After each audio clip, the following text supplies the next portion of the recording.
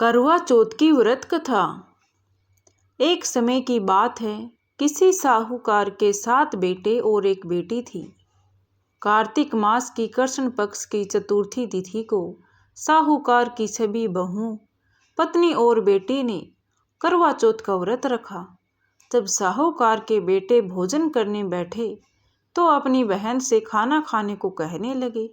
वह बोली, भाई अभी चांद नहीं निकला, चांद को अर्घ देकर मैं भोजन करूंगी। साहूकार के बेटे अपनी बहन से बहुत प्रेम करते थे। वह अपनी बहन को भूख से व्याकुल नहीं देख पाए तो उन्होंने नगर के पास पहाड़ी पर एक दीपक जलाकर छलनी की ओट में रख दिया और अपनी बहन से बोले, देखो बहन, चांद निकल आया है, अब तुम अपना व्रत खोल सकती हो। साहूकार की बेटी अपनी भाभियों से कहने लगी, भाभी चांद निकल आया है, चलो अर्घ देकर भोजन करते हैं। यह सुन भाभियां बोली, भाई साहब यह तो आपका चांद निकला है, हमारा चांद निकलने में अभी समय है। भूख से व्याकुल वह चांद को अर्घ देकर भोजन करने बैठ गई। जैसे ही पहला निवाला मुंह में लिया उसे छींक आ गई।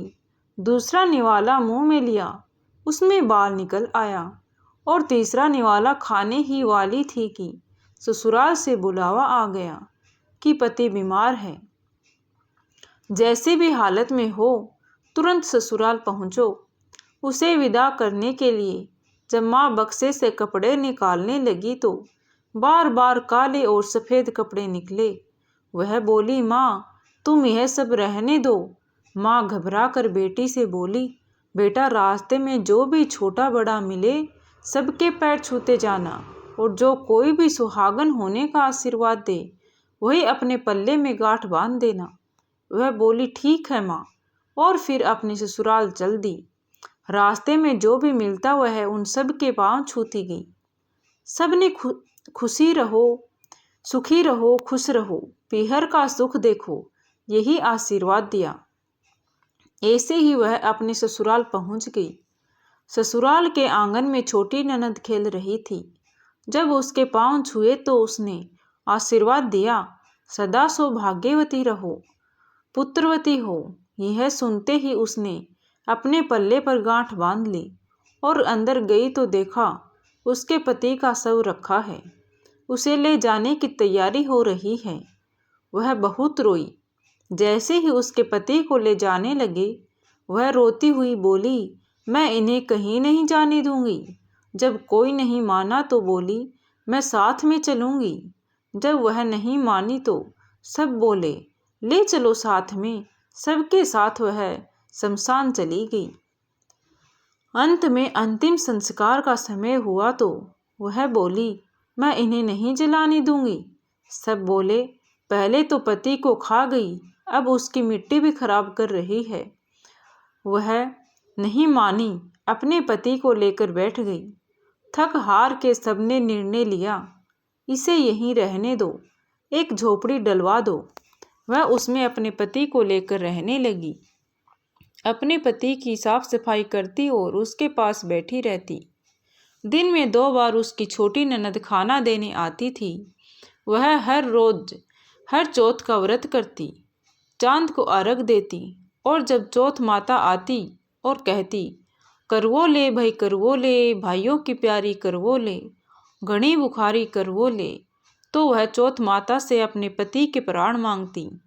पर वह उसे यह कहती, हमसे बड़ी चौथ माता आएंगी, तब अपने पति के प्राण मांगना। एक एक करके सभी चौथ माता आई और सभी यह कहकर चली गई। अश्विन की चौथ माता बोली, तुझसे कार्तिक की बड़ी चौथ माता नाराज है, वही तेरा सुहाग लौटाएगी। तो उनके पैर मत छोड़ना और 16 श्रृंगार का सामान तैयार कर लेना। जब कार्तिक की बड़ी चौथ करवा चौथ आई तो उसने अपनी छोटी ननद से 16 श्रृंगार का सुहाग का सामान मंगवाया और करवे भी मंगवाए। जब सास को यह पता चला तो वह बोली, पागल हो गई है, जो मांगती है वह दे दो। साहूकार की बेटी ने करवा चौथ का व्रत रखा, चांद को अर्घ दिया और जोत करी। जब चौथ माता प्रकट हुई तो वह बोली, करवो ले भाई करवो ले, भाइयों की प्यारी करवो ले, दिन में चांद उगाने वाली करवो ले, घनी बुखारी करवो ले। उसने उनके पैर पकड़ लिए और बोली, माता मेरा सुहाग वापस करो। चौथ माता बोली, तू तो बड़ी भूखी है, 7 भाइयों की प्यारी बहन है, तो सुहाग का तेरे लिए क्या काम। तब वह बोली, नहीं माता, मैं आपके पैर तब तक नहीं छोड़ूंगी जब तक आप मेरा सुहाग वापस नहीं करती। उसने एक एक करके चौथ माता को सुहाग का सारा सामान दे दिया। चौथ माता ने अपनी आँखों से काजल निकाला, नाखूनों से मेहंदी निकाली, मांग से सिंदूर निकाला और उस करवे में घोलकर छोटी अंगुली से छिट्टा दे दिया, जिससे उसका पति जीवित हो गया। और चौथ माता जाते जाते उसकी झोपड़ी पर लात मार गई, जिससे उसकी झोपड़ी महल बन गई। जब छोटी ननद खाना लेकर आई तो देखा भाभी की झोपड़ी की जगह महल खड़ा है। वह ननद को देखते ही दौड़ी दौड़ी उसके पास आई और बोली, देखो भाई साहब, आपका भाई वापस आ गया। घर जाओ और सासू जी से कहो गाजे बाजे से हमें लेने आई। छोटी ननद दौड़ी दौड़ी माँ के पास गई और बोली, माँ भाई जिंदा हो गया है। माँ बोली, भाभी के साथ साथ तेरा भी दिमाग खराब हो गया है। वह बोली, नहीं माँ, मैंने देखा है, सच में भाई जिंदा हो गए हैं। सभी घरवाले गाजे बाजे के साथ अपने बेटे को लेने पहुँचे। बेटे को जिंदा देखकर सास बहू के पैर छूने लगी और बहू सास के पैर छूने लगी। बहू बोली, देखो माता जी, आपका बेटा वापस आ गया। सास बोली, बहू मैंने तो साल भर पहले इसे भेज दिया था, यह तो तेरे भाग्य से ही वापस आया है।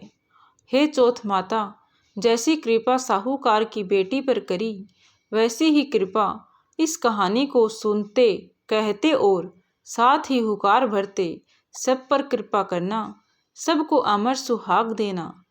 जय चौथ माता की। जय चौथ माता।